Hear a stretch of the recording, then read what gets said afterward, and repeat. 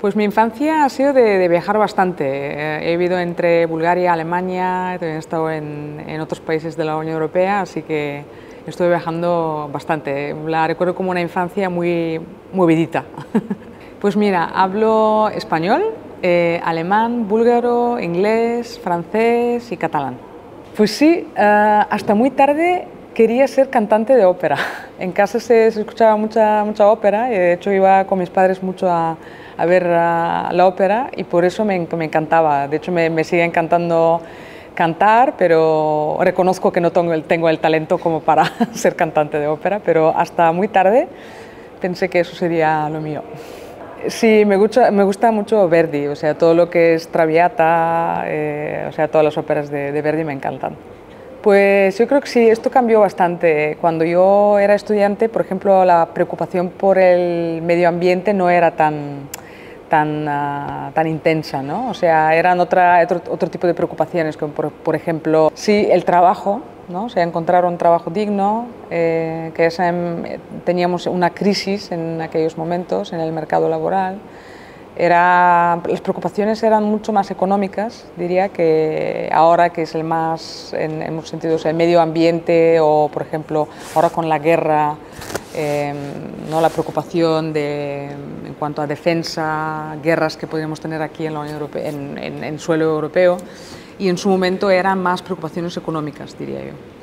Pues la verdad es que siempre me he interesado por la política, por eso yo la verdad es que sigo la política en varios países, ¿no? O sea, sigo también la política alemana, la política en Bulgaria, en España sobre todo, ¿no? Pero siempre me ha interesado y cuando ya entré en política, esto fue en Cataluña, yo daba clases en la universidad de Derecho Constitucional y era un poco el momento por ejemplo, del estatut, de la sentencia del Tribunal Constitucional, etcétera.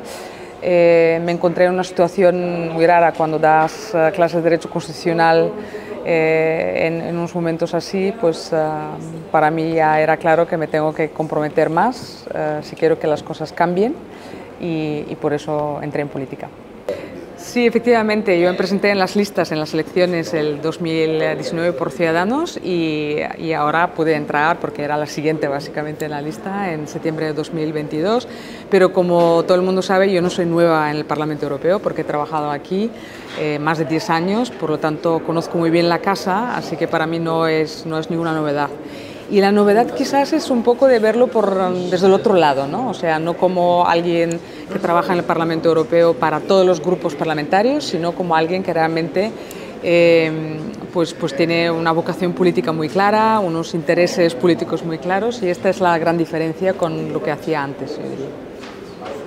Sí, seguramente el mayor logro de mi vida son mis dos hijos, Mila y Leo, que tengo una niña de 6 años y medio y un bebé de 15 meses. Y yo creo que este es el mayor logro de mi vida. Quizás en el plano profesional el mayor logro es cuando negociamos REPowerEU, que es básicamente la adaptación de los fondos de recuperación, los fondos Next Generation, que eran la respuesta a la pandemia y después las adaptamos a través de REPowerEU a la nueva crisis, la crisis energética. Y allí fue nuestra idea de exigir al Consejo más transparencia y que se publiquen los mayores beneficiarios de los fondos de recuperación. Y los gobiernos no querían, de hecho, pero al final lo negociamos y lo conseguimos y ahora tienen que publicar los 100 mayores beneficiarios de los fondos de recuperación.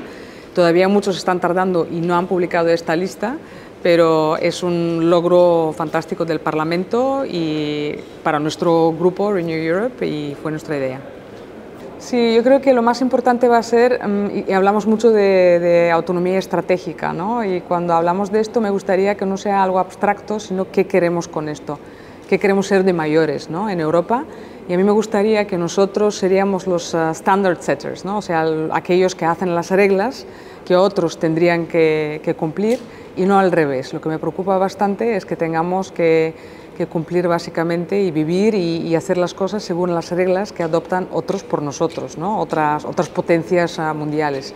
Y me gustaría que esto no fuera una cosa tan abstracta, sino que todos trabajemos para que esto sea así en las próximas décadas. Sí, es verdad que viajamos bastante entre Bruselas, Estrasburgo, España. De hecho, la semana pasada he estado en campaña electoral, por lo tanto, a veces te levantas en un sitio y no estás muy seguro dónde estás. Así, llevar conmigo siempre son fotos de mis hijos, y si no, en el despacho lo que tengo es una foto que tengo desde hace muchísimos años, que es yo con mis dos mejores amigas. Y esta foto, siempre cuando la miro, además o sea, me provoca una sonrisa, ¿no? Porque me acuerdo de los tiempos cuando estudiábamos en la universidad, y de tiempos muy, muy divertidos. Sí, claro, es que por eso para mí es a veces muy difícil decir dónde está mi casa, ¿no? O sea, mi casa seguramente también está aquí en Bruselas, pero también en España, en Cataluña, en Vilafranca del Penedès, también en Alemania, cerca de Nuremberg, también en Bulgaria, en Plovdiv. O sea que tengo muchísimas casas y yo me siento bien en todos los sitios, la verdad.